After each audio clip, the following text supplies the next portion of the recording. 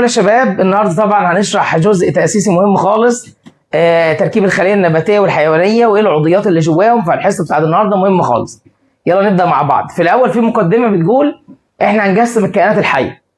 أول حاجة هنقسمهم حسب الكائن ده جسمه بيتكون من خلية واحدة ولا شوية خلايا. لو جسمه خلية واحدة هسميه كائن. مع بعض نقول وحيد الخلية. لا ما تسكتوش، انتوا ساكتين ليه؟ يبقى لو جسمه خلية واحدة هسميه وحيد الخلية. طب لو عدة خلايا زي مين وحيد الخلية؟ زي الأميبا والبراميسيوم واليوجلينا من إعدادي. مين عديد الخلايا؟ زي مثلا الإنسان. كلنا عارفين الأميبا. بص الأميبا بتمشي بإيه؟ برجلين، دي اسمها الأقدام الكاذبة. يبقى إيه وسيلة الحركة في الأميبا؟ اعرفها، خليك فاكرها. البراميسيوم بيتحرك كده في شعر صغير كده طالع من جسمه، اسمها الأهداب. فالبراميسيوم بيتحرك بأهدابه اللي طالعة لبره. يبقى البراميسيوم بيتحرك بإيه؟ بأهدابه اللي طالعة لبره. اليوجلينا بقى بيكون لها زي ديل طويل او بنسميه صوت، فهو بيتحرك بالاصوات. بيتحرك ما يفرقش معايا دلوقتي اللي يفرق معايا ان الكائنات نوعين. لو الكائن جسمه خليه يبقى وحيد، لو عدة خلايا يبقى عديد. خلصنا من التقسيمه دي مش مهمه قوي. التقسيمه الاهم هي دي. هقسم الكائنات حسب النواه. قال لك في كائنات ما عندهاش نواه، فدي بنسميها اوليات نواه. بنسميها ايه؟ يعني ايه اوليات نواه؟ يعني ما عندهاش نواه. يعني هلاقي الدي ان بتاعها الماده الوراثيه لا مؤاخذه سايحه في السيتوبلازم، عايمه في السيتوبلازم. بص كده الماده الوراثيه، بص كده السيتوبلازم، الماده الوراثيه فين؟ عايمه في السيتوبلازم، سايحه في السيتوبلازم. لكن في كائنات ثانيه لا عندها نواه حقيقيه، فدي بيسموها حقيقيات نواه. يعني بيسموها ايه؟ يعني ايه حقيقيات نواه؟ باختصار يعني عندها نواه، هلاقي الماده الوراثيه بتاعتي حواليها من بره كده غشاء نووي يفصلها عن السيتوبلازم، مش غشاء خلوي. الغشاء الخلوي ده بتاع الخليه، لكن الغشاء النووي بتاع النواه. يبقى الكائنات كام نوع؟ نوعين. يبقى اللي ما عندهاش نواه اسمها اوليات نواه، واللي عندها نواه اسمها. طب مين تفتكروا الماده الوراثيه بتاعته مؤمنه اكتر، محميه اكتر؟ حقيقيات النواه، لان الماده الوراثيه المعلومات دي مهمه جدا. حواليها من بره ايه؟ غشاء نووي بيفصلها عن السيتوبلازم. مين هم يا دكتور سميه الاوليات النواه؟ البكتيريا بس مفيش غير البكتيريا. اول ما تسمع كلمه بكتيريا بس. وفي بكتيريا انا عايزك تعرف اسمها النوستوك. دي بكتيريا، بس ساعات بيقول لك ايه؟ بيقول لك تحلب النوستوك، هو ده بكتيريا، يصنف كبكتيريا. فكل الكائنات حقيقيه ما عدا البكتيريا والنوستوك اوليه. يبقى كل الكائنات حقيقيه. هنا كل الكائنات حقيقيه عدا مين؟ عدا البكتيريا والنوستوك، هم بس دول اللي اوليات نواه. يقول الاميبا حقيقي نواه، البراميسيوم حقيقي نواه، اليوجلينا، الانسان، النبات، الحيوان. البكتيريا هيقول لك بكتيريا ار، بكتيريا اس، مش عارف بكتيريا ايشيريشيا كولاي، اي اسم يقولوا لك عادي. اعرف بس ان كل الكائنات حقيقيه ما عدا البكتيريا والنوستوك اوليه.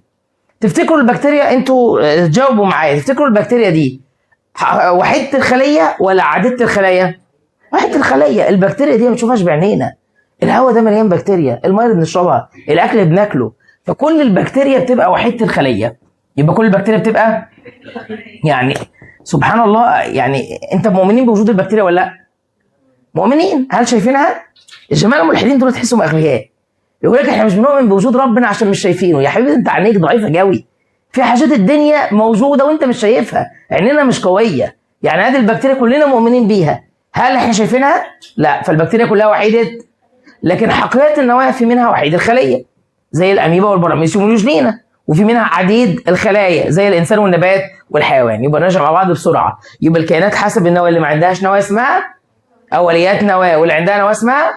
وده قاعده، كل الكائنات حقيقيه عدا البكتيريا والنوستوك اوليه. عدا البكتيريا والنوستوك كل البكتيريا وحيده، لكن هنا حقيقي النواه ممكن يبقى وحيد او في بقى تقسيمه ثالثه. دي اهم برضه، تقسيمه مهمه قوي.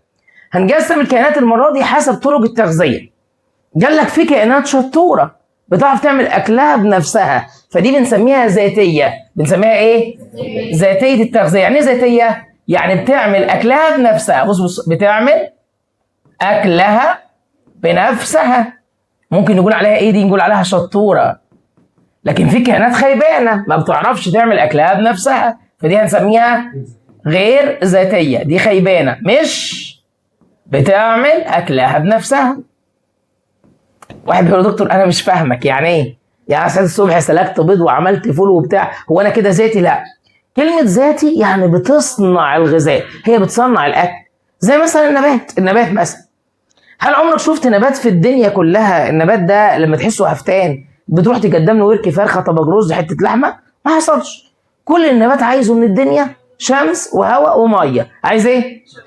هيروح يعمل عمليه رهيبه اسمها عمليه البناء، هيروح يصنع السكر بتاعه ويطلع لنا غاز الاكسجين، مش عايز غير كده. يبقى النبات عايز ايه في الدنيا؟ شمس هواء ميه، هيعمل اكله سكريه ويطلع لنا اكسجين هديه. يبقى يعمل اكله ويطلع اكسجين، هو اللي صنع اكل. بص كده النبات عباره عن جذر وساق واوراق، كل اللي محتاجه ايه؟ شمس وهواء وميه. عايز ايه؟ والورقه لونها اخضر، فيها بلاستيده خضراء، فيها صبغه اسمها كلوروفيل، صبغه اسمها رهيبه، دي اللي بتعمل عمليه البناء.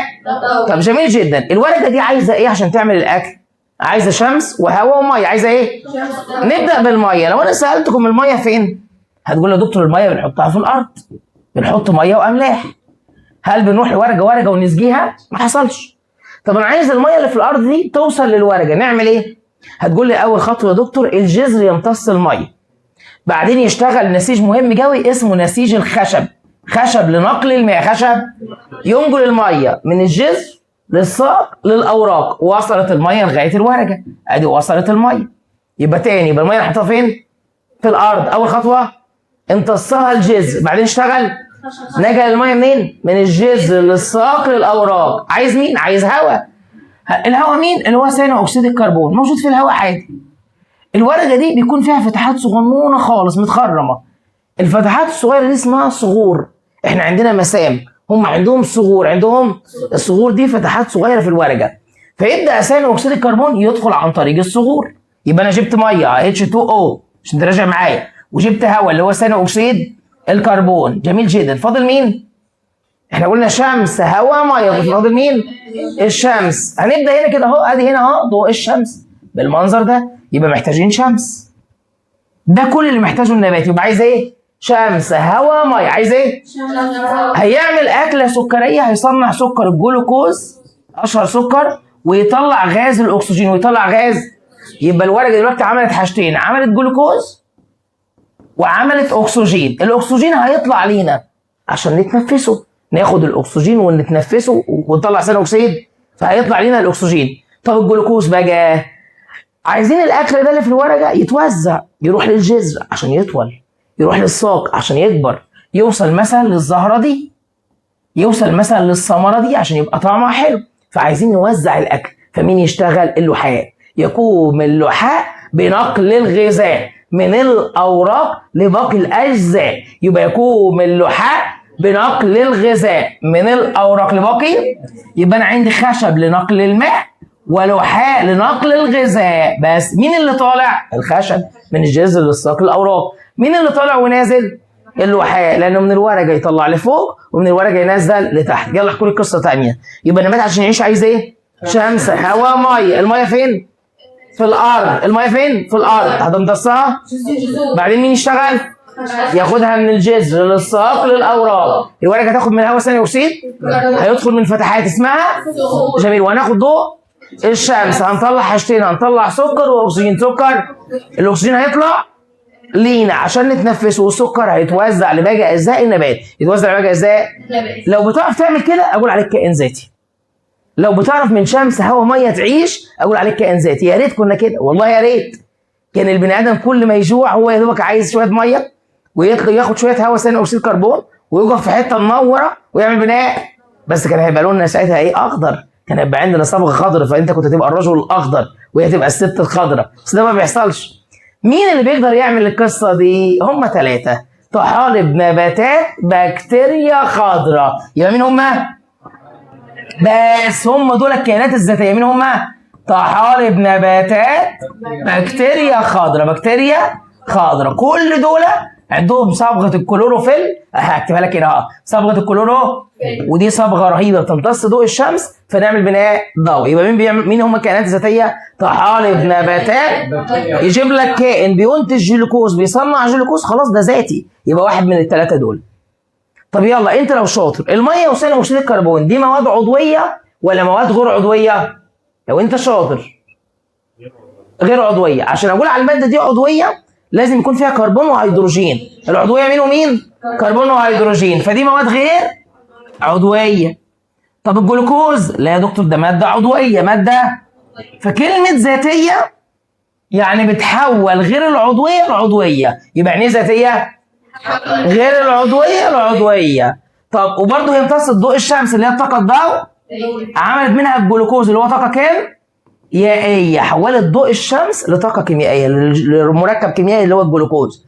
فاول ما اقول لك ذاتيه تقول لي حاجتين: بتحول غير العضويه لعضويه، وبتحول الطاقه الضوئيه الى طاقه كيميائيه، الى طاقه ايه؟ كيميائيه. مين بقى غير ذاتي؟ او مين تاني؟ باقي الكائنات. يبقى ايه؟ اي حد بره دول انا احفظ دول بس، اللي هم طحالب، نباتات، بكتيريا، هم دول بس الذاتيه اللي بيعملوا اكلهم بنفسهم، اللي بيحولوا المواد غير العضويه العضويه، الطاقه الضوئيه الكيميائيه. الباقي كله بيبقى غير ذاتي. يقول لك فطر، يقول لك انسان، اي حاجه يجيبها لك تاني يقول له كائنات غير ذاتيه. كائنات غير، لو سالنا عن الاميبا والبراميسيوم غير ذاتيه. اليوجلينا بتبقى فيها بلاستيده خضراء، مش مهم دلوقتي، بس هم اللي عندهم بلاستيده خضراء بيعملوا بناء ضوئي. وصلت؟ صعبه التقسيمه دي؟ طيب ندخل بقى على حاجه مهمه. جاوي بعد ما قسمنا. نراجع ولا خلاص انتوا فاكرينهم؟ قولهم على السريع ولا خلاص؟ طب انتوا فاكرين، ان شاء الله تبقوا فاكرين. طيب اي خليه خلقها ربنا، هسالكم سؤال تردوا عليا. اي خليه خلقها ربنا هل عندها نواه؟ من اللي انا شرحته، اي خليه خلقها ربنا هل عندها نواه؟ مش شرط. في البكتيريا ما عندهاش وباقي الكائنات عندها، يبقى مش شرط. لكن اي خليه فيها ماده وراثيه، دي ان ايه، ممكن يبقى سايح في سايتو وممكن يبقى جواه النواه. يبقى اي خليه في الدنيا اكيد هلاقي عندها ماده وراثيه. اي خليه خلقها ربنا فيها سيتوبلازم. اي خليه خلقها ربنا عندها من بره غشاء خلوي او يسموه غشاء بلازمي، لانه بيحاول السيتو. يبقى تاني، يبقى في 3 حاجات في كل الخلايا: هلاقي ماده وراثيه، وهلاقي سائل من بره اسمه سيتوبلازم، وهلاقي غشاء اسمه غشاء الخليه او اسمه غشاء بلازم. غشاء. في حاجات بقى يا كرمينا بتميز خلايا عن خلايا تانية، مش في كل الخلايا. يعني اول حاجه اللي من بره ده اسمه جدار خلوي. اسمه ايه؟ لو انا نبات الخليه بتاعتي بتبدا بجدار، لو انا حيوان بتبدا بغشاء على طول. يبقى لو انا نبات ببدا بجدار، لو انا حيوان. فهل الجدار ده في كل الخلايا؟ لا، الجدار ده تلاقيه في 3 بس. تلاقيه في نبات وفطر وبكتيريا. يبقى ده تلاقيه فين؟ غير كده لا. الحيوان ما عندهوش مثلا، يبقى انا بلاقيها في نبات وفطر وبكتيريا. بلاقيه فين؟ الجدار في النبات مصنوع من سكر اسمه سيلولوز. سكر اسمه ايه؟ سيل يعني خليه. السيلولوز بيبني جدار الخليه النباتيه. يبقى اي خليه نباتيه اساسا جدارها مصنوع من سيلولوز. اي خليه نباتيه، اي خليه تيجي قدامنا نباتيه يقول لك جدارها اساسا مصنوع من سيلولوز. الجدار بتاع الفطر مصنوع من ماده اسمها كايتين، وعلى فكره ده مش كيوتين، ده كايتين. الكيوتين شمع، ماده شمعيه، لكن الكايتين ده سكر، فده سكر اسمه كايتين. اسمه ايه؟ يبقى تاني، يبقى الجدار بتاع النبات مصنوع من السيلي، جدار الفطر مصنوع من ده سكر، دوكا كيوتين شمع، لكن ده سكر. جدار البكتيريا مش مهم تفتكره، بكتيريا ب مصنوع من حاجه اسمها بيبتيدو جلايكين. حاجه اسمها ايه؟ مش لازم تفتكرها. بكتيريا ب بيبتيدو جلايكين، مش مهم جاوب. انا يفرق معايا الكايتين بتاع الفطريات والسلوز بتاع النباتات. برضو في اللي قدام عينيك دي اسمها ايه؟ دي اسمها بلاستيده خضراء. دي اسمها ايه دي؟ بلاستيده خضراء. هل البلاستيده الخضراء دي موجوده عند كل الخلايا؟ احنا عندنا بلاستيده خضراء؟ لا طبعا ما عندناش بلاستيده خضراء. يبقى هل في كل الخلايا؟ لا، دي بتلاقيها بس في النباتات والطحالب. يبقى تلاقيها فين؟ نباتات وطحالب. واحد يقول يا دكتور طب ما تكتب بكتيريا، ما انت قلت طحالب، نباتات، بكتيريا خضراء. البكتيريا صغيره قوي ما عندهاش بلاستيده خضراء. ممكن يبقى عندها صبغه الكلورو بس ما عندهاش بلاستيده. البلاستيده اصلا اكبر منها، البلاستيده عضويه كبيره. فالبكتيريا رغم ان ممكن تعمل بناء ضوئي بس هي عندها صبغه الكلورو، لكن البلاستيده فين؟ في الطحالب والنباتات. يبقى البلاستيده فين؟ يلا مين شاطر يقول الكيس الكبير ده اسمه ايه؟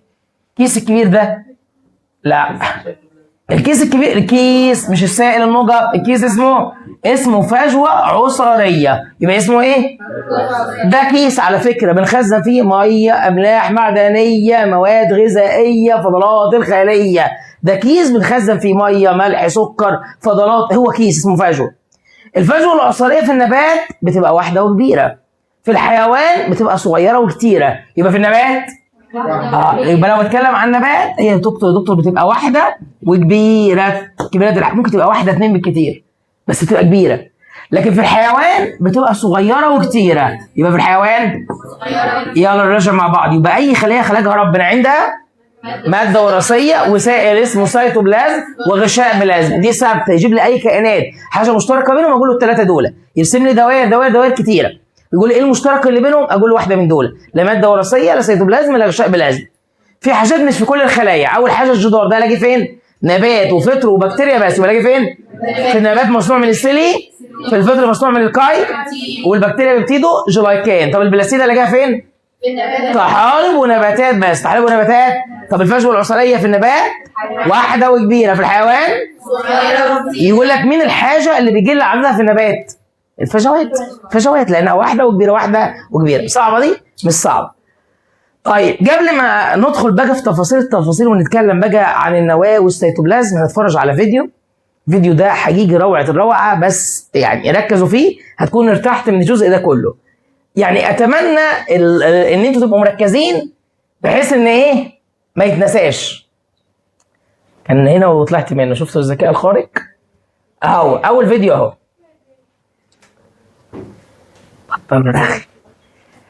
ركزوا معايا. احنا هندخل بالميكروسكوب كده وناخد رحله حلوه خالص جوه الخليه. هندخل جوه الخليه ونتفرج على اللي جوه الخليه. الصوت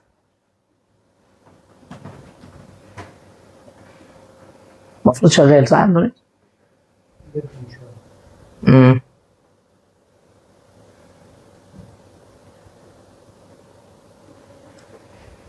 الحمد لله اشتغل. بص معايا، ده طبعا فار، يعني خلايا ايه؟ حيوانيه. الفيديو بطيء ليه كده؟ ما كانش بالبطء ده.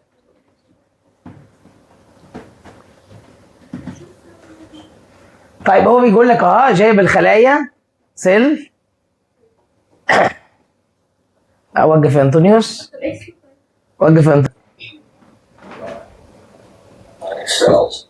بيقول كل الخلايا عندها 3 حاجات: غشاء خلوي ده اللي بيفصل جوه عن بره، سائل عامل زي الجيلي اسمه سيتوبلازم، وماده وراثيه اللي هو دي ان ايه. دي ثابته في كل الخلايا، ماده وراثيه وسائل وغشاء.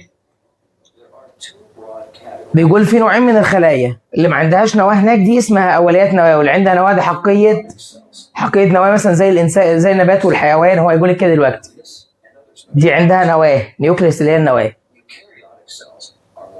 بيقول لك حقيقه النواه زي مثلا النبات وزي الحيوان. تاني نوع بدل اللي هو اوليات نواه. بصوا ما عندهاش نواه، الماده الوراثيه مالها سايحه في السيتوبلازم. زي مين؟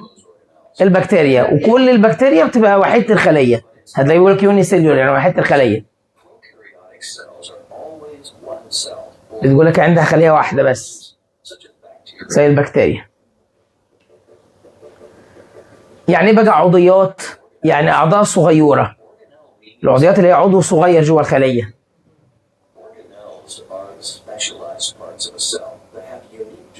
بيقول لك اعضاء صغيره لها وظائف معينه متخصصه في الخليه. هيبدا بالنواه. بص النواه فيها خرام، هنبدا ندخل من الخرام بتاعه النواه. هنلاقي ايه جواه؟ هنلاقي الدي ان ايه. الدي ان ايه ده بيكون ملفوف حوالين بروتين عشان ياخد مساحه صغيره، فبيعمل حاجه اسمها كروماتين. الدي ان ايه مع البروتين بيعمل ايه؟ الكروماتين ده لما الخلايا تنقسم يتحول الى كروموسوم، يتحول الى كروموسومات عند الانقسامات. اول ما الخلايا تيجي تنقسم بص تلاقيه بيتحول الى ايه دلوقتي؟ هيتحول الى كروموسومات اللي خدتوها في اعدادي، الشكل اللي انتوا عارفينه. جوه النواه في كوره مهمه قوي، دي اسمها نوايه. اسمها ايه؟ النوايه دي بتعمل مصنع البروتين في الخليه، بتعمل حاجه اسمها ريبوسومات. الريبوسومات بتعمل يبقى النوايه عملت الريبوسوم. الريبوسوم طلع. الريبوسوم بعد ما طلع يا شباب، الريبوسوم بعد ما طلع من النواه احتمالين: لا اما يفضل حر في السيتوبلازم، ده احتمال، او يلزق على شويه انابيب كده ماسكه في النواه، اسمها الشبكه الاندوبلازميه. اسمها ايه؟ يبقى احتمالين، لا اما الريبوسوم ده يبقى حر في السيتو او يلزق على شويه انابيب. لو لزق على الانابيب، الانابيب دي هنسميها خشنه. طب لو ما لزقش عليها هتبقى ناعمه. يبقى الانابيب كام نوع؟ عندي شبكه اندوبلازميه خشنه الريبوسوم لازق عليها، وعندي شبكه اندوبلازميه ملساء ناعمه مش عليها ريبوسومات. مش عليها ايه؟ يلا اتفرج معايا اهو. هو يقول نفس الكلام اللي انا قلته. بص الريبوسوم في كور حره اهو، حره في السيتوبلازم، وفي شويه لزقوا على الانابيب، وفي انابيب مش عليها. شويه انابيب كده او اغشيه اسمها الشبكه الاندوبلازميه. بيقول لك السيتوبلازم ماده عامله زي الجيلي، الريبوسوم قاعد حر فيها اهو. ممكن يبقى فريلي حر في السيتوبلازم او يلزق على الشبكه الاندوبلازميه. لو لزق عليها يبقى اسمها رف خشنه. في نوعين من الشبكه الاندوبلازميه، رف اللي هي الخشنه اللي هي لازق عليها الريبوسوم، وسموث اللي هي اللي مش لازق عليها الريبوسوم. الشبكه الاندوبلازميه نقول بالمره اللي عليها ريبوسومات دي اللي هي الخشنه، عليها ريبو وظيفتها تعمل بروتينات بس. يبقى الخشنه عليها وظيفتها تعمل، الناعمه بقى بتعمل الباقي، بتصنع الدهون اللي هي الليبيدات، بتعمل حاجه اسمها جلايكوجين، سكر يتخزن في الكبد والعضلات اسمه جلايكو. الملساء سين بتجلل السم، لو انا اكلت ماده سامه هي بتجلل السميه، بتجلل. يبقى تاني، يبقى الخشنه وظيفتها واحده بس، عليها ريبوسومات بتعمل برو. الملساء الباقي بتصنع الدهون اللي هي الليبيدات، بتصنع جلايكوجين ممتاز. والملساء سين بتجلل السميه، بتجلل. يبقى مين ليها وظيفه اكتر؟ الملساء وظيفه واحده، الخشنه عليها ريبوسومات بتعمل برو. سواء دي او دي، بعد ما يعملوا الحشا بتاعتهم البروتين او الليبيد او الكربوهيدرات بيتعبى في كيس ويروح لحاجه كده في خليه مهمه جدا هنشوفها دلوقتي اسمها جسم جولجي. اسمها ايه؟ ده بيعمل تعديلات قبل الافرازات. الخليه هتفرز ماده فهو بيعدل عليها قبل ما نطلعها، هيعدل عليها قبل. اسمه ايه؟ اسمه جسم جولجي. اتفرج بعينيك هتلاقي الافراز بيتعبى كده في اكياس. بص كده اللي طالع من الشبكه الاندو هيتعبى في اكياس اهو، ورايح لمين؟ لجسم جيولوجي. بص على الشكل بتاعه عشان تبقى حافظ الاشكال. يبقى رايح لمين دلوقتي؟ لجسم جيولوجي. هيعمل ايه؟ جيولوجي اباريتس، جسم جيولوجي هيعمل تعديلات قبل الافرازات، قبل ما الخلايا تفرز الماده دي براها. هيعمل اخر تعديل، يلفهم لفه، يحط سكر، يحط دهون، بيعدل، بيعمل شويه تعديلات كانه كده بالظبط. بيظبط الحبشتكنات قبل ما الحاجه تطلع، قبل ما تتفرز.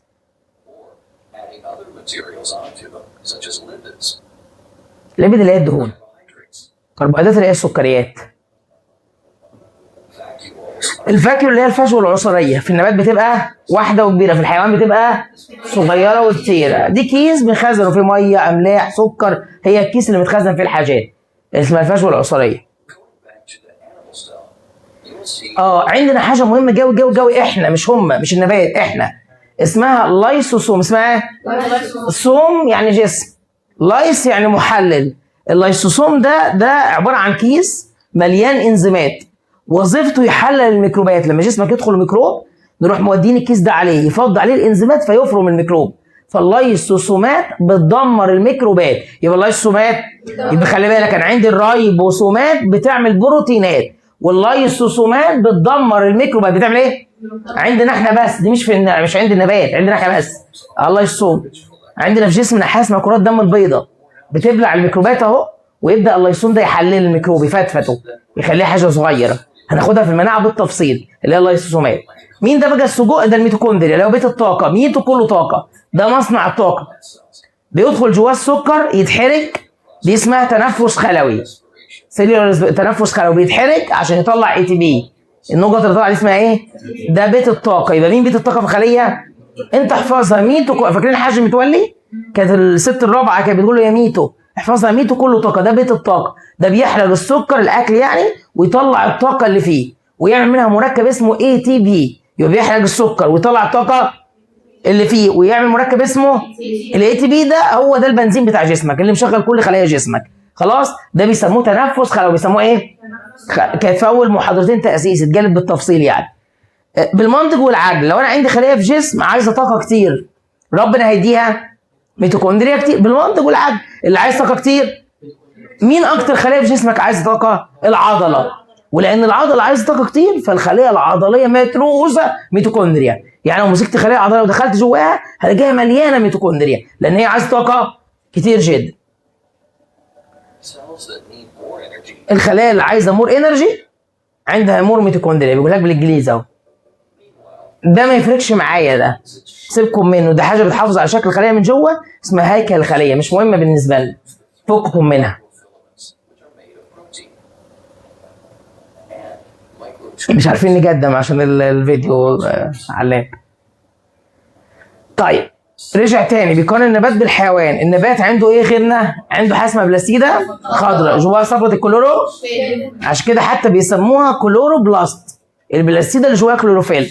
دخلنا اهو هنلاقي دي اللي هي كلوروبلاست، يعني البلاستيدا فيها كلوروفيل اللي هي البلاستيدا الخضراء.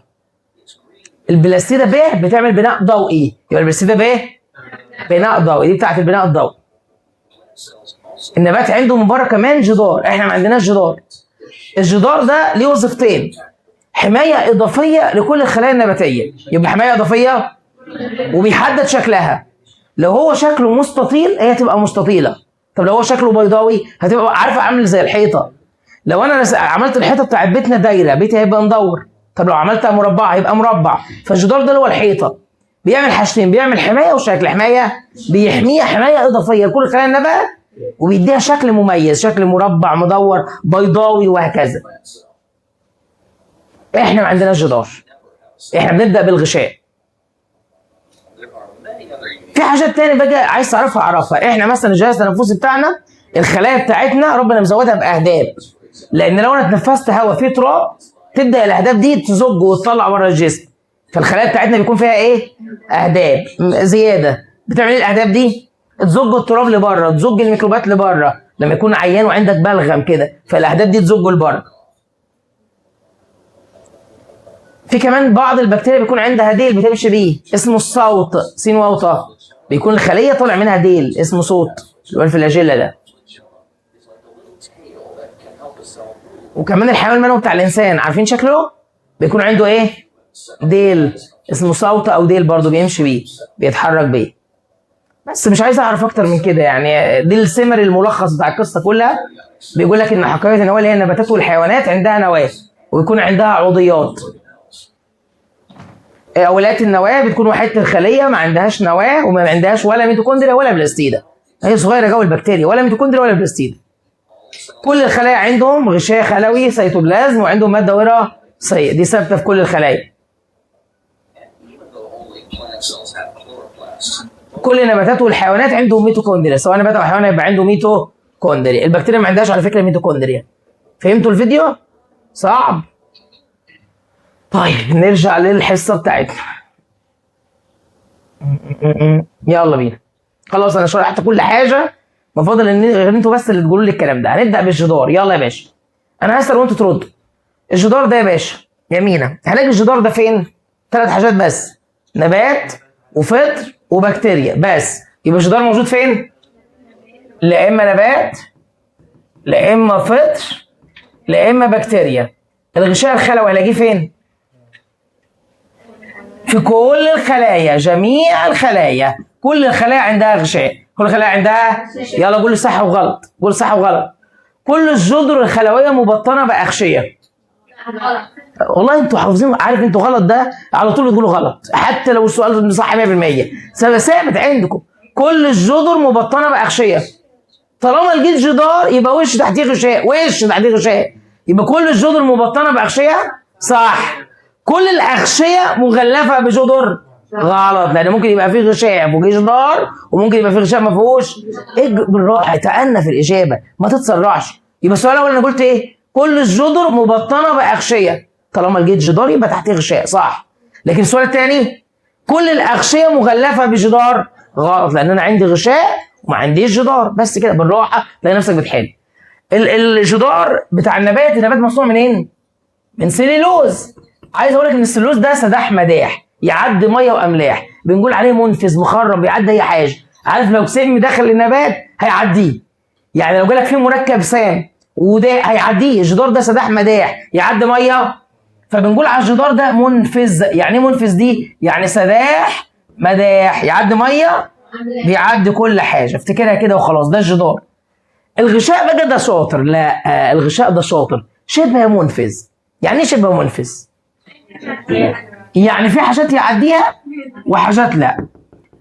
عنده خاصيه رهيبه اسمها نفاذيه اختياريه. اسمها ايه؟ يعني بيختار مين يعدي ومين ما يعديش حسب حاجه النبات. لو في عنصر رايح للغشاء، عنصر مثلا الحديد، عنصر مثلا الصوديوم في الاول، راح سال الخليه النباتيه انت عايز صوديوم النهارده؟ قالت له لا مش محتاجه صوديوم، ما يعديهوش. والله لو كان ايه، لو كان في الارض كتير مش هيعديه. جه مثلا عنصر الحديد، راح سال الخليه انت محتاجه حديد النهارده؟ قالت له انا عايزه حديد، راح معديه.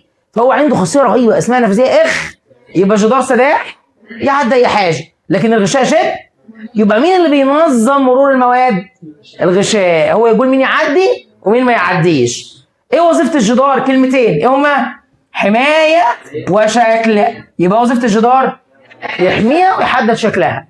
لكن ايه وظيفه الغشاء؟ اهم كلمه في وظيفته هتلاقيها وانت بتحل الاختيارات الحصه الجايه، هيقول لك ينظم مرور المواد. يبقى ده مين؟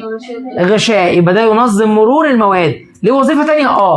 بيفصل اللي جوه عن اللي بره، بيفصل بين محتويات الخليه والوسط الخارجي. يبقى بيعمل ايه كمان؟ بيفصل بين محتويات الخليه والوسط الخارجي. الوسط الايه؟ الخارجي. بس كده. صعب الفرق بين الاثنين؟ كلام فاضي يعني. يبقى الجدار نبات وفطر وبكتيريا، الجدار سداح مداح يعدي ميه واملاح، الجدار حمايه وشكل.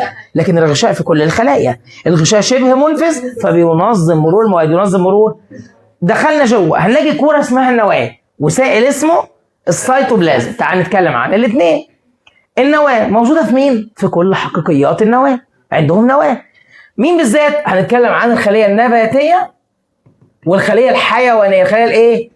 احنا النواه بتبقى غالبا مركزيه. يعني ايه مركزيه؟ يعني في نص الخليه. لكن بص في النبات شايف الفجوه كبيره، فالنواه مترحله لان الفجوه كبيره، فالنواه بتبقى على الجنب بتتزج.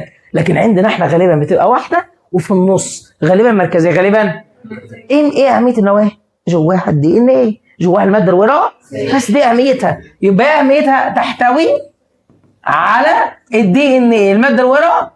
والماده الوراثيه دي بتعمل ايه؟ بتحدد صفات الكائن الحي. هي اللي فيها معلوماتك، هي اللي عندها المعلومه تبقى طويل ولا قصير، هي اللي عندها المعلومه تبقى ابيض ولا اسود، هي اللي عندها المعلومه يبقى شعرك ناعم ولا خشن. فالدي ان ايه بيعمل ايه؟ رقم واحد بتحدد صفات الكائن وتنظم انشطه الخليه. تنظم. انت عارف ان بيقولوا عن النواه دي بيقولوا عليها عجل الخليه، مخ الخليه. لو ازيلت النواه تموت الخليه بعد شويه قليلين، تعيش حبه قليلين وتموت. النواه دي مخ دماغ عجل الخليه، هي اللي عندها كل المعلومات اللي الخليه عايزاها. يبقى لو ازيلت النواه مباشره ولا بعد شويه؟ بعد شويه صغيرين. مهمه بتيجي في الاسئله اعرفها. يبقى لو ازيلت النواه تموت الخليه بعد شويه قليلين. بعد شويه ايه؟ خلصت النواه، مش عايز اكتر من كده. يبقى لو سالنا عن النواه يا دكتور جواها دي ان ايه؟ اللي هو المعلومات اللي بتحدد صفات الكائن الحي وتنظم انشطه الخليه، تنظم انشطه. يلا نتكلم عن السيتوبلازم. اول حاجه قال لك عنها كتاب ان هو ماده هلاميه، يعني ماده زي الجيلي، عامله زي الايه؟ الجيلي. معظم السيتوبلازم معظمه ايه؟ ميه. يبقى معظم السيتوبلازم هو ماده عامله زي الجيلي، معظمها ميه. السيتوبلازم ده فيه حاجتين، في بعض المركبات الكيميائيه زائد عضويات الخليه. زائد مين؟ اللي هي الميتوكوندريا والبلاستيد اللي كنا بنتكلم عنهم من شويه. يبقى السيتوبلازم ده فيه ايه؟ مركبات كيميائيه وعضويات الخليه. وعضويات، يلا نتكلم عن كل عضويه بالراحه واحده واحده نخلص. مين ده الباشا ده؟ اللي عامل زي السجق، تلاقي عنده غشاء من جوه كده طويل خالص فمتني، اسمه ايه ده؟ ميتوكوندريا. كلمه عنه واحده بس، ايوه، بيت الطاقه.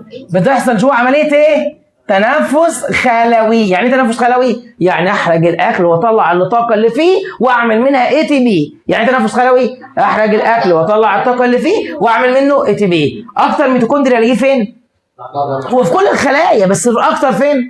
لانها عايزه طاقه كتير ففيها ميتوكوندريا كتير. مين الباشا دي اللي تحتيه على طول لونها اخضر؟ دي اسمها بلاستيدا خضراء، وساعات بيسموها كلورو، لا كلورو بلاست. البلاستيدا اللي فيها كلوروفيل فاسمها كلورو. البلاستيدا الخضراء دي لقاها فين؟ والطحالب. بس يبقى لقاها في طحالب ونباتات. بلاستيدة ب بتعمل بناء ضوئي، يبقى البلاستيدة ب بتعمل بناء. خلصت البلاستيدة الخضر. اللي قدام عينيك ده هناخده كده كده بالتفصيل قدام، ده اسمه الريبوسوم، والريبوسومات بتعمل بس مصنع البروتين داخل الخليه. اقول لك عايز اعمل بروتين، قول يا باشا الريبوسومات بتعمل بروتينات، الريبوسومات بتعمل بروتينات. جميل جدا. مين ده اللي تحت؟ حد يقدر يفتكره من الفيديو؟ لا ده البلاستيدة خلص. ده مين ده؟ ده جسم جيولوجي. ده جسم مين؟ بيعمل جسم جيولوجي؟ بيعمل تعديلات قبل الافرازات. بيعمل ايه؟ تعديلات قبل الافرازات. اي حاجه الخليه بتفرزها لازم نعديها الاول على جسم جيولوجي يظبطها وبعدين نطلعها. عارف انت تلاقي في المحلات كده اشتريت تورته حاجه بيعبيها في كيس ويروجها، هو ده اللي بيروج على الحاجه قبل ما تطلع بره الخليه. الانابيب دي او الاغشيه دي اسمها الشبكه الاندوبلازميه. يبقى الانابيب دي اسمها ايه؟ ودي على فكره شبكه نقل داخليه جوه الخليه، شبكه الموصلات، شبكه دي قضبان السكه الحديد، شويه انابيب، شويه اغشيه، شويه اسمها ايه؟ الشبكه اندو يعني في السيتوبلازم، فاسمها الشبكه الاندو. ودي نوعين، لا اما عليها ريبوسومات تبقى، لا اما مش عليها تبقى ملساء او ناعمه. الخشنه عليها ريبوسومات ووظيفتها بروتين بس، بروتين بس. لكن الملساء بتعمل ليبيدات، يقول لك هرمونات دهنيه، يبقى لازم شبكه ملساء لان جاي لك دهنيه دهون. تعمل كمان جلايكوجين اللي هو خزين البناء. البني ادم لما بياكل سكر كتير، جلوكوز كتير، بيتخزن في صوره جلايكوجين، فالجلايكوجين ده خزين البني ادمين. يبقى جلايكوجين احنا بنخزن السكر في صوره جلايكوجين، لكن النبات بيخزنه في صوره نشا. نبات تلاقي البطاطس نشويات، الرز نشويات، فخزين النباتات نشويات، لكن خزين البني ادمين اي سكر فايض عن حاجتي بخليه في صوره جلايكوجين، بخزنه في الكبد والعضلات، في الكبد والعضلات. خدناه في اول حصتين برضه. كمان ملساء س بتقلل السميه. ملساء س عشان كده اكتر عضو في جسمك مليان شبكه ملساء الكبد، لان الكبد ده بينظف دمك من السم. الكبد ده بيخزن جواه سكر الجلايكوجين اللي هو خزين البناء، فالكبد مليان شبكه ملساء. لان بتعملوا كام وظيفه؟ 2. اولا بتقلل السميه وبتخزن الجلايكوجين. بتخزن ايه؟ الجلايكوجين. جميل جدا، ممتازين. البتاع الكوره دي اللي جوه الخليه، الكيس اللي مليان انزيمات ده اسمه لايسوسومات. اسمه ايه؟ على فكره دي كرات دم بيضاء هناخدها قدام كده، اسمها بلعميه. كرات دم بيضاء بتبلع الميكروبات. بتبلع الايه؟ اللايسوسومات بتحلل الميكروبات. يبقى اللايسوسومات دي عباره عن كيس مليان انزيمات ووظيفتها تحلل الميكروبات. عندنا ولا عند النبات؟ عندنا احنا بس، النبات ما بيعملش زينا، عندنا احنا بس. يبقى اللايسوسومات بتدمر احفظها كده، الريبوسومات بتعمل بروتينات، واللايسوسومات بتدمر مين ده؟ ده اللي بيعمل خيوط المغزل، خدتوه في اعدادي. الخليه لما بتيجي تنقسم بتمر باربع اطوار، يا رب تكونوا فاكرينهم. والكروموسومات متنطورين اسمه طور تمهيدي. لما يجوا في خط استواء الخليه اسمه استوائي. نبدا نشد اسمه انفصالي. نخلص اسمه نهائي. يبقى كام طور؟ هشرحهم بالتفصيل في بدايه التكاثر. هناخد الانقسامات وهوريها لك بالفيديو. يبقى انا عندي تاني اول حاجه الكروموسومات عشوائيه تمهيدي، في خط استواء الخليه استوائي، هنشد انفصالي، هنخلص نهائي. مين اللي بيعمل خيوط المغزل ده؟ اسمه جسم مركزي. اسمه ايه؟ مين ممتاز فيكم فاكر جسم يعني باللاتيني؟ يعني جسم يعني مركز، يعني سنتر. مركز يعني يقول لك سنتر دروس خصوصيه مركز، فده اسمه سنتروسوم. يبقى يعني سنتروسوم الجسم المركزي. وظيفته بيعمل ايه ده؟ بيعمل خيوط المغزل. بيعمل على فكره الجسم المركزي اللي هو السنتروسوم عباره عن اسطوانتين اسمهم سنتريولان. يبقى اسمهم ايه؟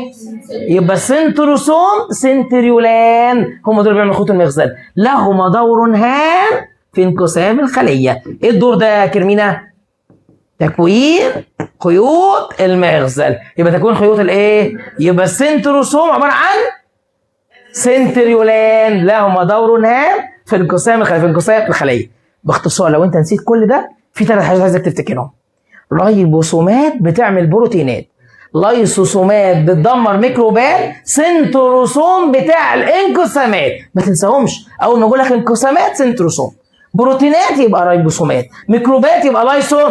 لكن طاقه ميتوكوندريا، بناء ضوئي بلاسيده خضراء. شفت؟ يبقى دي الاعضاء كل عضو ليه وظيفه خاصه بيه، كل واحد مسؤول عن وظيفه معينه. وصلت؟ صعبه يا دكتور الكلام ده هناخده في المنهج، والله العظيم هناخده. هناخد حاجه اسمها بقيه بلازميه بتنتج بروتينات كتير، فاقول لك ليه سموها بلازميه؟ هتقول لي عشان عندها شبكه اندو خشنه، عشان كده بتعمل بروتينات كتير، في كلهم مهمين، فلازم المعلومات تبقى عندك. وصلت؟ صعبين العضويات. انا خلاص الحصه خلاص، يعني انتوا تعبتوا وانا خلصت، يعني نشكر ربنا خلاص الحصه بتخلص. فاضل بس شويه معلومات كده سريعه وخلاص. السلوز قلنا عليه ايه؟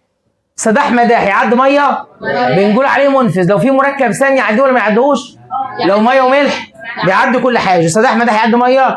الجدار ده اللي هو سداح مداح يعدي ميه وملح، ممكن اخليه ما يعديش حاجه لو حطيت عليه 3 مواد رخمين غير منفذين. 3 مواد اللي هم الجناين كيوتين سيوبرين، اللي هم مين؟ اللي هو الجنين الكيوت السوبر رخم ما بيعديش حد، رخم ما بيعديش، فتحول من سداح مداح الى غير منفذ، ما بيعديش اي حاجه. لكن الغشاء منفذ كده وكده، يعدي او ده الراجل بينظم مين يروح ومين ما يروح، مين يعدي ومين ما يعديش. وصلت؟ بامانه ما صعب. طيب ركز عشان نحل دلوقتي، انا خلصت الحصه خلاص، فاضل ان انا اطبق عليها وخلاص، بس يا رب تبقوا حلوين معايا وانت ركز دلوقتي حاجه كده. في خلايا في جسمنا، خلايا في جسمنا ما بتنقسمش خالص. واحد جالي يا دكتور اكيد خليه ميته، صح؟ اي خليه ميته اكيد مش هتنقسم. طب ايه رايكم ان احنا عندنا في جسمنا خليه حيه وما بتنقسمش؟ زي مين؟ زي يا دكتور، يبقى تاني، يبقى انا لو قلت خليه ما بتنقسمش انت هتقول في دماغك دي اكيد ميته. اي خليه ميته طبيعي انها مش بتنقسم. انا عايز اقول لك ان احنا عندنا في جسمنا خليه حيه وما بتنقسمش. عارفين مين هي؟ الخليه العصبيه. ما فيهاش جسم مركزي. بص الانقسام انا عايز حاجتين، عايز جسم مركزي وعايز كروموسومات عشان الجسم المركزي يشد ويحصل انفصال وكده، دول انا عايزهم. الخليه دي ما بتنقسمش ليه؟ ما عندهاش جسم مركزي. ليه ربنا خلى الخليه العصبيه ما بتنقسمش؟ انتوا عارفين لو كانت بتنقسم يا نهار ابيض، كانش حد جاله زهايمر ولا حد جاله شلل، كانت الدنيا بقت حلوه، خلايا باظت وطلع غيرها. ليه ربنا خلاها ما بتنقسمش؟ عشان ما نفقدش الذاكره. لو هي بتنقسم يعني بتطلع خلايا جديده، كنت كل ما اتعلم شويه حاجات هنساهم خالص، هي تطلع خلايا جديده. تخيل تقعد 2 من عمرك بتتعلم ازاي تمشي وتروح خلايا عصبيه تنقسم، تقعد تعيد تاني من الاول وجديد. فمن عظمه ربنا خلى الخلايا العصبيه ما فيهاش جسم عشان كده الخلايا العصبيه ما بتنقسمش. الخلايا العصبيه في خلايا في جسمك تاني ما بتنقسمش بس لانها ميته، اللي هي كرات الدم الحمراء البالغه الناضجه، دي ما فيهاش نواه، فبالمنطق والعجله هتنقسم؟ ما هتنقسمش. كرات الدم الحمراء دي كيس مليان هيموجلوبين بس. كرات الدم الحمراء عباره عن ايه؟ مليان بروتين اسمه هيموجلوبين. اسمه ايه؟ كرات الدم الحمراء وظيفتها بس في جسمك بتعمل ايه؟ كرات الدم الحمراء بتنقل غازات، تاخد الاكسجين من الرئه تديه لخلايا الجسم، تاخد ثاني اكسيد الكربون من الجسم وتديه للرئه، نجاله بتنقل غازات بس. عشان كده لو الهيموجلوبين ده نقص الاكسجين مش هيوصل لمخي، فهدوخ، هحس بضيقه نفس، هتعب. هم دول الناس اللي عندهم انيميا، يقول لك ده انا يا دكتور ده مش عارف انا عيني مزغلله، يا دكتور ده انا باخد نفسي بالعافيه، يا دكتور بحس ان انا دايخ على طول. فالدكتور يقول لها انت عندك ايه؟ انيميا، عندك نقص هيمو. اصل كرات الدم الحمراء هي اللي بتوصل الاكسجين للخلايا وتاخد منها ثاني اكسيد، لو نقصت الاكسجين اللي وصل للخلايا هينقص، فالخلايا هتبقى تعبانه، فتحس بدوخه، تحس عينك مزغلله، البنات شعرهم يجع. مع برضه الشعر ده تلاقي الفتره دي بالذات بسبب فقدان الدم مع البنات بيبقى فيه انيميا. الانيميا بتعمل ايه؟ بتوجع الشعر. فالدكتور يقول لها كل بقى حاجات فيها حديد، لان الهيموجلوبين هي ما بيشيل حديد، ده بروتين وحديد، بروتين وايه؟ وحديد. صعبه دي؟ طيب الخلايا النباتيه عايز اقول لك على حاجه، الخلايا النباتيه ما عندهاش جسم مركزي. ما عندهاش جسم مركزي. تفتكروا بتنقسم ولا لا؟ بتنقسم. رغم ان ما عندهاش جسم، ربنا مديها منطقه في السيتوبلازم بتعمل خيوط المخزن. يبقى رغم ان ما عندهاش جسم مركزي ربنا حلها ازاي؟ اداها منطقه في السيتوبلازم بتعمل ايه؟ خلصت خلاص، بتكون خيوط المخزن. المعلومه دي مش مهمه خالص، المعلومتين دول المهمين. لو قال لك خليه حيه في جسم ما بتنقسمش يبقى العصبيه، خليه ميته ما بتنقسمش يبقى كرات الدم الحمراء. دي ما بتنقسمش عشان ما عندهاش جسم قلب، دي عشان ما عندهاش. ده مش مهم، دي معلومه مش مهمه، مش هيسالك عنها. ده كان سؤال بنلعب دايما على الطلبه، اقول لهم مين المسؤول عن تكوين خيوط المخزن في النبات؟ فالاجابه هتبقى سيتوبلازم. كنا بنلعب على الطلبه في اولى ثانوي اللعبه دي، لكن انت عمره ما هيسالك فيها. خلاص وصلت؟ الحصه بتاعتنا كده خلصت خلاص، مفيش تاني غالبا، مفيش. هنبدا بقى في الاسئله، بس قبل الاسئله، قبل جزء الاسئله هوريكم فيديو. معلش انا خلصت، بس هو فيديو كان اتناقش فيه وخلاص. ماشي؟ وقف يا انطونيوس ساعه ما شغل الفيديو. الفيديو ده طبعا بيشرح عمليه البناء الضوئي كلها من اولها لاخرها. فيديو مهم جوي جوي جوي. ركز عشان هترتاح جوي لو ركزت فيه بامانه. انا هتكلم احسن من الصوت. بتفهم انجليزي؟ بديك الفيديو تسمعه في البيت. اول حاجه هنا ادي الميه والاملاح في الارض. اول خطوه الجذر هيعمل ايه؟ هيمتص الميه والاملاح. مين هيشتغل دلوقتي؟ الخشب. هينقل الميه والاملاح منين؟ من الجذر للساق للاوراق، وصلت لغايه الورقه. الورقه طبعا بتبقى مفلطحه كده عشان تبقى معرضه للشمس، عشان تمتص كميه اكبر من ضوء الشمس، وده يحسن البناء الايه؟ الضوئي.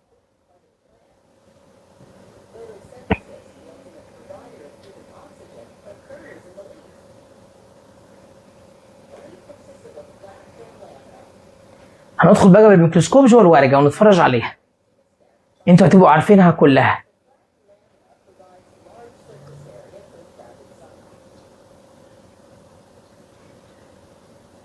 ادي الورقه داخلين جواها كده بالميكروسكوب نتفرج اهي. اول حاجه بنلاقي صف من الخلايا فوق اسمه البشره العليا، صف من الخلايا تحت اسمه البشره السفلى، شويه خلايا عواميد عواميد عواميد اسمهم عمادي لونهم اخضر جوي لانه مليانين بلاستيدات، شويه خلايا متفرغين زي الاسفنج سميناهم اسفنج، سميناهم متفرغين في بينهم مسافات بيعملوا تهويه. بيعملوا ايه؟ تهويه.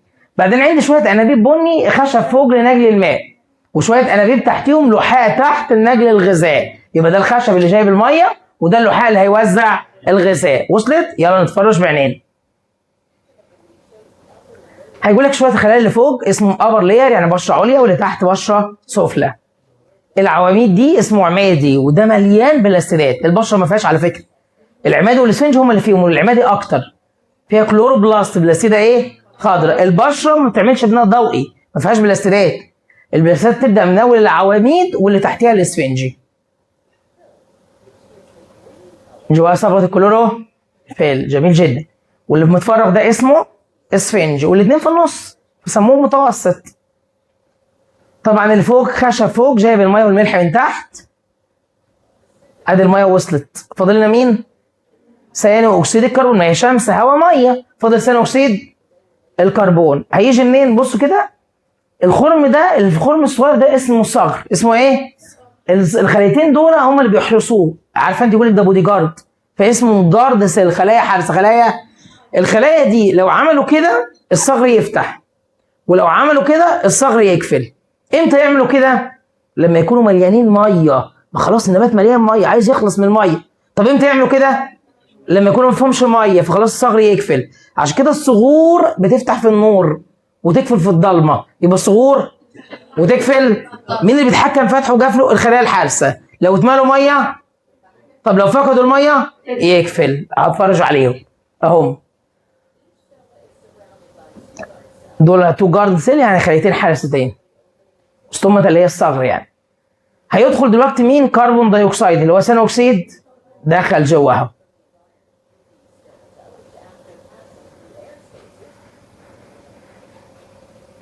ادي ثاني اكسيد الكربون وادي الميه داخلين جوه العمادي. اكتر حد مليان بالاستيدات، ممكن يدخلوا في الاسفنج عادي. هتبدا البلاستيده الخضراء. شايفين الجراس دي؟ هي اللي مليانه صبغه الكلوروفيل متعبيه في جراس. فاضل مين اللي فاضل؟ الشمس. هتبدا تنور تمتص ضوء الشمس، دخلها الميه وثاني اكسيد الكربون خدت ضوء الشمس. هتعمل حاجتين هما اكله سكريه واكسجين هديه. شمس هواء ميه، اكله سكريه اكسجين هديه. هيطلع جلوكوز للنبات واكسجين لينا. فرش كده اللي طالع اكسجين وادي جلوكوز. الجلوكوز هيروح فين؟ للحاء عشان يتوزع لباقي الاجزاء. ادي جلوكوز. بص تلاقيه ماشي رايح فين؟ اللحاء. اللحاء طالع بقى يطلع الاكل لفوق وينزل لتحت عشان يكبر الثمار والجذور والسقان. الاكسجين هيعمل ايه؟ هيطلع من الصخر لينا احنا بقى نستفيد بيه. احنا بنحب النبات عشان كده، هو اللي بيطلع لنا كميه اكسجين رهيبه. على فكره بيطلع اكسجين في عمليه البناء، لكن النبات زيك بيتنفس اكسجين. التنفس، النبات بيتنفس ليل ونهار اكسجين زينا.